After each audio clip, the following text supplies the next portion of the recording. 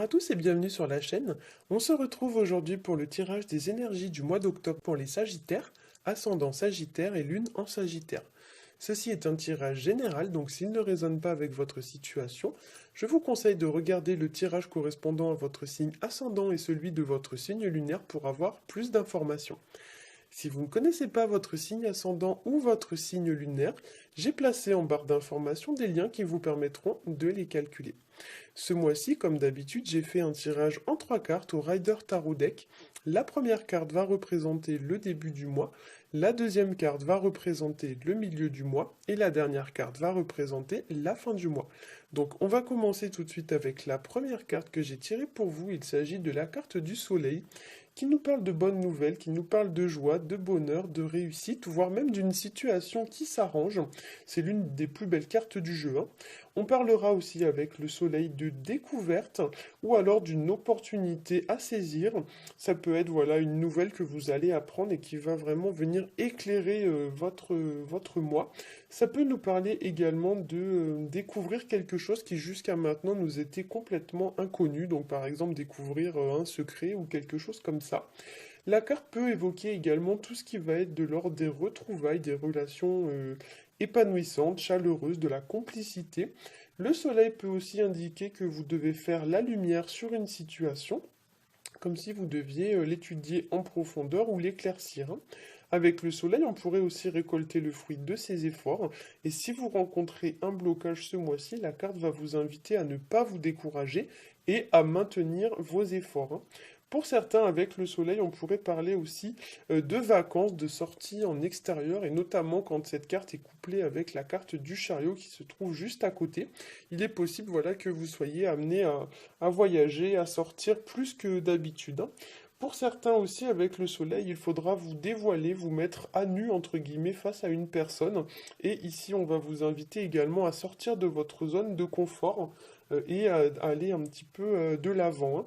Cette carte, donc, comme je l'ai dit, va favoriser les déplacements, les sorties. Ça peut nous parler également d'une mutation sur le plan professionnel, voire même sur le plan professionnel, le soleil peut nous parler d'une promotion ou d'une façon plus générale. C'est vrai que la carte du soleil est rattachée à l'argent. Donc peut-être ça peut être une entrée d'argent qui n'était pas prévue et qui du coup va venir un petit peu égayer votre mois. Comme si vous alliez toucher par exemple une prime, voyez, ou quelque chose comme ça, une prime, une promotion, ou vraiment une entrée d'argent que vous n'espériez pas. Alors, on va passer à la seconde carte que j'ai tirée pour vous, qui est la carte du chariot, qui va nous parler de succès, de réussite. Ça nous parle également de s'engager dans une direction précise vis-à-vis d'une situation, de prendre enfin la bonne décision et d'atteindre son objectif. Avec le chariot, il y a l'idée aussi de reprendre entre guillemets les rênes de sa vie en main, comme si maintenant ce n'était plus le temps de s'éparpiller, de se disperser. Il y a l'idée de se canaliser un petit peu dans une direction, de reprendre un petit peu le contrôle d'une situation et de se tenir à la décision qu'on a choisie, hein. Pour certains, comme je l'ai dit, le chariot, ça va favoriser les déplacements, les départs, les voyages. Ça peut nous parler aussi de, alors soit de l'arrivée d'une personne dans votre vie, ou alors c'est une personne qui s'en va. Il y a vraiment une idée de mouvement, il y a une personne qui bouge. Alors soit elle bouge pour venir, soit elle bouge pour s'en aller. Mais il y a vraiment voilà, une personne qui avance, qui bouge, etc.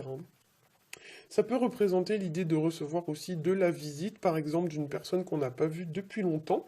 La carte du chariot, ça peut aussi être assimilé à tout ce qui est de l'ordre des mutations professionnelles, du déménagement, tout ce qui vous amène en fait à quitter une entreprise ou un domicile pour aller dans un autre domicile ou dans une autre entreprise, que ce soit temporaire ou définitif. Ça peut être par exemple je sais pas, moi, vous allez partir en vacances et puis vous allez être hébergé chez des amis, donc vous allez quitter temporairement votre domicile.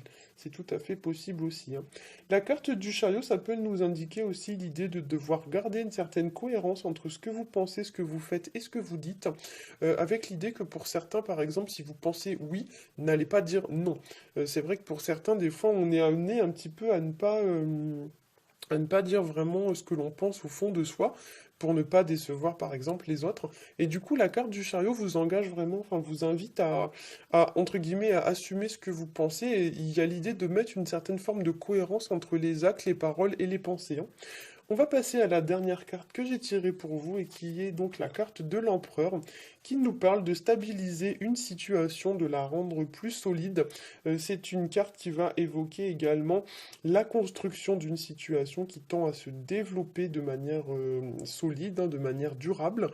Ça nous parle éventuellement aussi d'évolution sur le plan matériel et financier, notamment la carte de l'empereur souvent représente la responsabilité sur le plan professionnel, voire même ça peut représenter l'idée d'être son propre patron.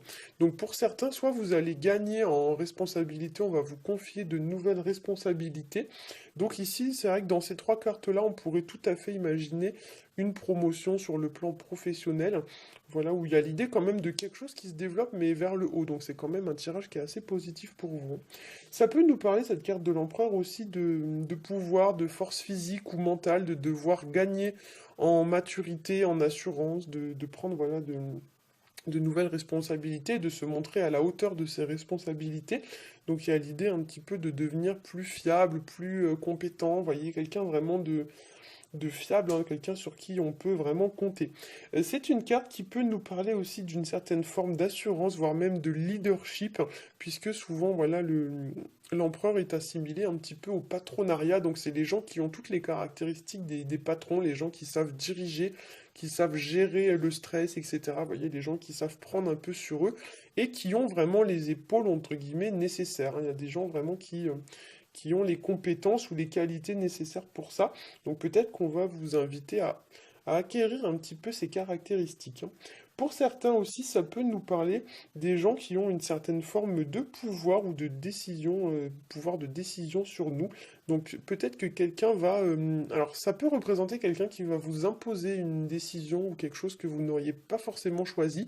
Si c'est le cas, n'hésitez pas à vous affirmer, à dire bah non, ça ne me convient pas. Ça peut nous parler aussi, voilà, d'une personne qui aurait déjà un certain patrimoine, parce que c'est vrai que le soleil, le chariot et l'empereur, c'est des cartes quand même assez fortunées.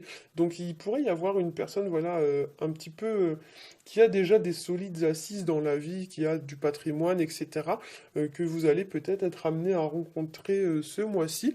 Voire même, ça pourrait nous parler d'une personne qui travaille dans le milieu financier, une personne...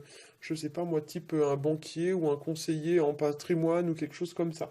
Donc peut-être que pour certains, voilà, vous allez être amené à rencontrer ce genre de personnes.